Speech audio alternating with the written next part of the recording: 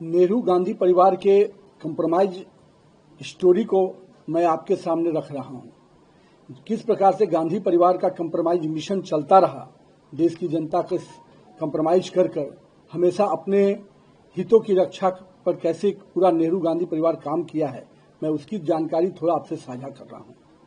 एक समय था जब नेहरू जी ने खुद कहा था कि 45 करोड़ जनता मेरे लिए लायबिलिटी है।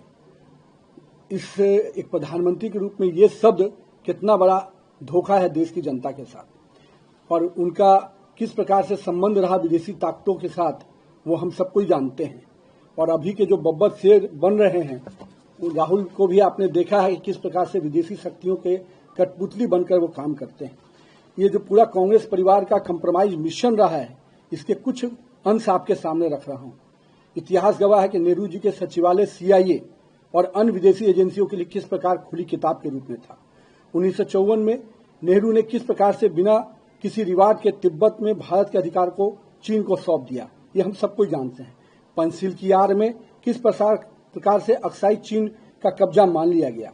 यूनाइटेड नेशन सिक्योरिटी काउंसिल में किस प्रकार से पत्र लिखकर चीन को स्थायी सीट देने की वकालत की गई, ये हम सब ने देखा है नेहरू का कंप्रोमाइज मिशन। अब आते हैं माननीय इंदिरा गांधी जी के पर, जिन्होंने लगातार एक बड़ी छवि बनाई थी। लेकिन हम सबको ध्यान में है कि अमेरिकी राजदूत मोहिना ने माना था कि CIA ने कांग्रेस को चुनाव में प्रचार करने के लिए पैसा दिया। शिमला समझौता, जिसमें 93,000 पाकिस्तानी सैनिक को बिना PO के कब्जा लिए हुए छोड़ देना, आखिर किस कंप्रोमाइज मिशन के तहत ये किया गया।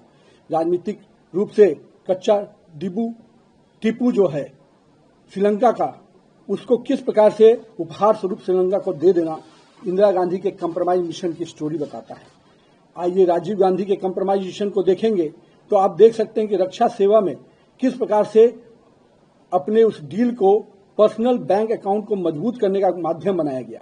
बोफोर्स घोटाले में स्वीडिश जांच के लिए किस प्रकार से उसको रोकते हुए अपने मित्र के लिए कोटोरोची को बचाने का किस प्रकार से प्रयास किया गया। हम लोगों ने देखा कि भोपाल गैस कांड में हजारों भारतीयों के हत्यारे वॉरेन एडरसन को राजकीय विमान से सुरक्षित देश से बाहर करना, आखिर इस कंप्रोमाइज मिशन का कहानी को ही न बताता है।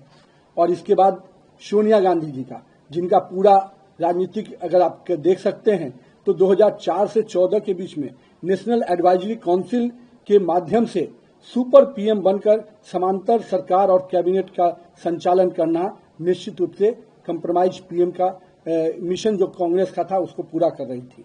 और आप उसी कालखंड में आपको ध्यान में होगा, राजीव गांधी फाउंडेशन को चीन की सरकार और जॉर्ज सोरोस के नेटवर्क से फंडिंग कराना, किस कंप्रोमाइज मिशन के तहत ये काम किया गया। चीनी कम्युनिस्ट पार्टी के साथ कौन सा गुप्त समझौता किया गया, निश्चित रूप से ये उनके कंप्रोमाइज मिशन की झलक है। अब आते हैं जो निगेटिव पॉलिटिक्स के पोस्टर बॉय हैं, राहुल गांधी जी 247 से अधिक विदेशी यात्राएं किए, पर उनमें से अधिकांश यात्राओं को सुरक्षा एजेंसियों को उसकी जानकारी नहीं देना, आखिर किस कंप्रोमाइज मिशन के तहत हो रहा था। विदेश जाकर भारत विरोधी इल्हान अमर और सोरस जैसे करीबियों से मिलना और उनके इशारे पर भारत में ओछी राजनीति करना, ये किस मिशन के तहत हो रहा था। हम लोगों ने देखा था लद्दाख के सेंसिटिव बॉर्डर एरिया में भी किस प्रकार से साकिर मेराली जैसे विदेशी नागरिकों के साथ घूमना, जिसका पूरा कैरियर सोरोस समर्थित पूंजीपतियों के जो चीनी और पाकिस्तानी एजेंसियों का पैसा देने का काम करता है, उन एजेंसियों के साथ जिसका मिली भगत है, उसके लिए आप काम कर रहे थे।